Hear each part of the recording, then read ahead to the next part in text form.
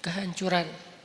Dan ketika waktu kehancuran itu Allah tetapkan, maka kita hanya bisa menyesal dan menjadi orang yang rugi. Baik itu secara personal maupun secara sebuah bangsa. Kalau bangsa ini diberikan nikmat kemerdekaan, bangsa ini diberikan nikmat untuk bisa keluar dari banyak masalah, banyak tekanan, banyak peristiwa-peristiwa besar termasuk pada tanggal 30 September dan seterusnya.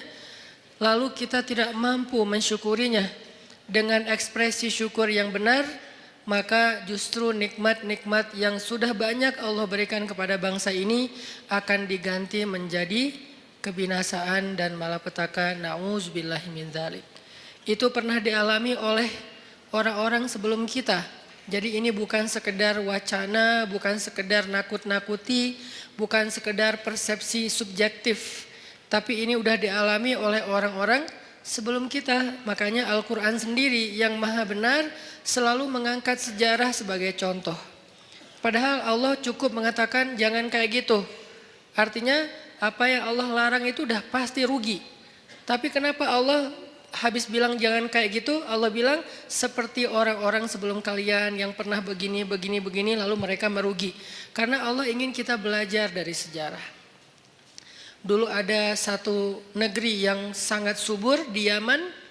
Negeri itu sampai diistilahkan dengan baldatun thayyibatun. Baldatun yang negeri yang thayyibah, yang semua yang tumbuh itu adalah baik. Nggak ada yang nggak baik. Tapi tiba-tiba berubah menjadi sebuah negeri yang berwarna hitam. Karena Allah hanguskan negeri itu dengan kebakaran yang luar biasa. Tapi kalau kita baca sejarah, itu bukan kebakaran karena human error. Allahu alam, tapi ini adalah salah satu bentuk kemarahan Allah kepada mereka. Ini artinya kita belajar untuk berekspresi tentang mensyukuri nikmat Allah Subhanahu wa taala, baik kita secara pribadi maupun kita secara bangsa, supaya Allah Subhanahu wa taala mendawamkan nikmat itu untuk bangsa Indonesia. Teman-teman yang dirahmati Allah, malam ini kita akan lanjutkan pembahasan atau obrolan kita pada pertemuan sebelumnya, yang waktu itu saya sempat bahas dengan tema diam. Kebenaran setelah pembahasan dengan tema diam ini, ada beberapa pertanyaan yang saya lihat di sosial media, terutama di komen postingan-postingan saya, yang menurut saya belum tuntas pemahamannya. Sehingga muncullah komen-komen yang ada yang sifatnya bertanya, ada yang sifatnya menyimpulkan. Kalau yang sifatnya bertanya buat saya itu sangat fair. Karena namanya orang nggak paham maka dia bertanya. Tapi kalau yang sifatnya menyimpulkan lalu keliru, buat saya harus diluruskan. Nah, dari pembahasan diam atau pembahasan sabar atau pembahasan mengalah atau pembahasan jangan membalas keburukan dengan keburukan dan seterusnya, saya melihat kadang-kadang sebagian dari kita memahaminya tidak utuh. Memahaminya tidak kondisional, tetapi mengeneralisir pemahaman itu dalam kasus apapun. Dan ini tidak berlaku dalam Islam. Karena dalam Islam itu selalu ada yang namanya dhawabit, detail. Detail masalah. Masalahnya apa dulu? Sehingga nggak boleh seseorang itu mengeneralisir sebuah jawaban kalau ternyata memang kasusnya berbeda. Kecuali hikmah ya, kalau hikmah boleh. Hikmah yang sama untuk kasus yang banyak. Contoh hikmah keutamaan istighfar. Ada yang datang bilang, saya belum dikaruniai anak. Apa ya yang harus saya lakukan? Banyak istighfar.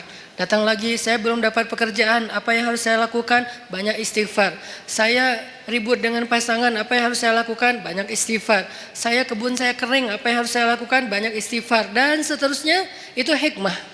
Kalau hikmah itu kayak mutiara. Dia punya banyak sisi dan semuanya bercahaya.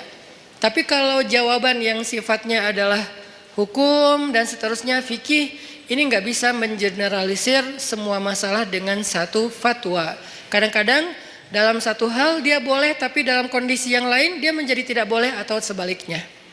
Nah, pemahaman tentang pembahasan kita bab diam kemarin, ketika kita menyimpulkan bahwa diam itu adalah pilihan orang-orang bijak, diam itu adalah baik, diam itu justru cara kita membela diri gitu kan ya. Diam cara paling baik untuk membela diri, bukan membela agama. Itu dua kalimat yang berbeda. Diam cara paling baik untuk membela diri, bukan membela agama. Kalau membela agama atau ada kemungkaran kita diam, itu kalau bahasa ulama dia adalah syaitan dalam wujud manusia. Nauzubillah min dzalik. Nggak boleh diam.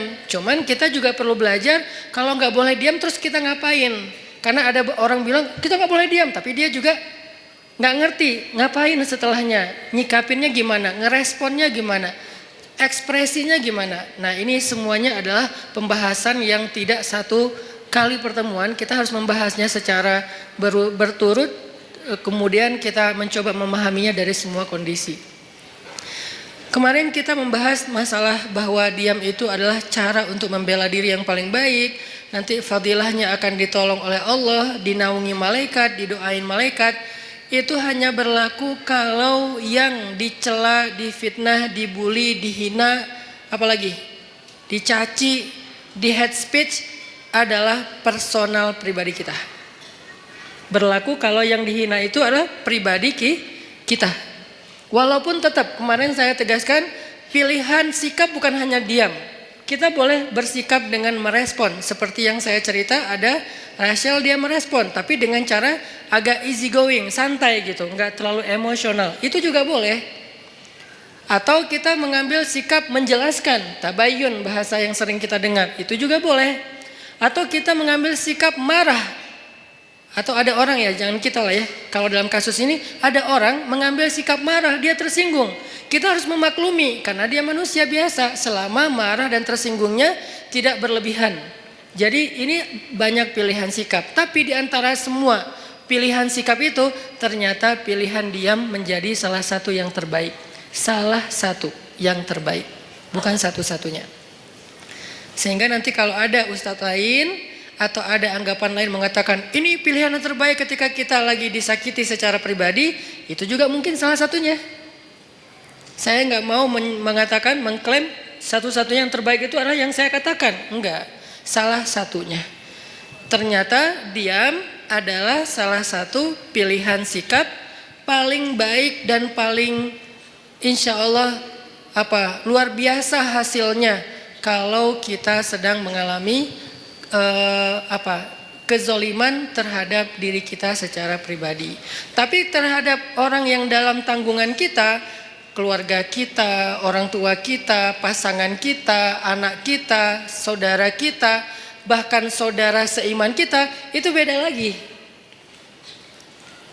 Karena kalau misalnya ada saudara seiman kita disakiti, kita diam, berharap terus nanti malaikat akan mendoakan kita, ini kayaknya ini agak klise ya.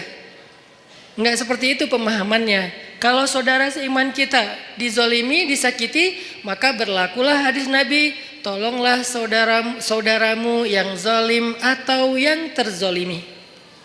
Yang zalim atau yang terzolimi. Para sahabat bertanya, ya Rasulullah, menolong saudara kami yang terzolimi, kami mengerti, maklum, itu sesuatu yang semua orang insya Allah memaklumi. Maklum itu bahasa Arab, maklum. Tapi menolong saudara kami yang menzolimi, itu gimana? Kata Nabi, cegah dia dari perbuatan zalim, berarti engkau telah menolong dia. Ini artinya menolong saudara kita yang dalam keadaan terzolimi, teraniaya, difitnah, disakiti, kita boleh menolongnya, kita boleh merespon, kita boleh membela, tapi dengan cara-cara yang juga harus ada di dalam etika moralnya seorang yang beriman. Tapi kalau diri kita, maka contoh-contoh yang saya angkat kemarin rata-rata lebih ke sikap dia kalau dia pribadi yang disakiti. Ada siapa kemarin? Maryam. Ada Aisyah nanti di surat An-Nur. Ketika Aisyah dituduh selingkuh dengan Sofwan, Aisyah diam. Maryam dituduh berzina, nggak punya suami tapi punya anak, Maryam diam. Nah ini artinya yang dituduh, yang disakiti itu adalah personal orangnya, sehingga sikap orang itu adalah diam setelah dia mencoba untuk tabayun sewajarnya. Sekali, dua kali, setelah itu tidak dilanjutkan karena sudah dijelaskan, sehingga tidak berlanjut dengan perdebatan. Itu adalah tutorial diam dalam kondisi ketika kita sedang disakiti.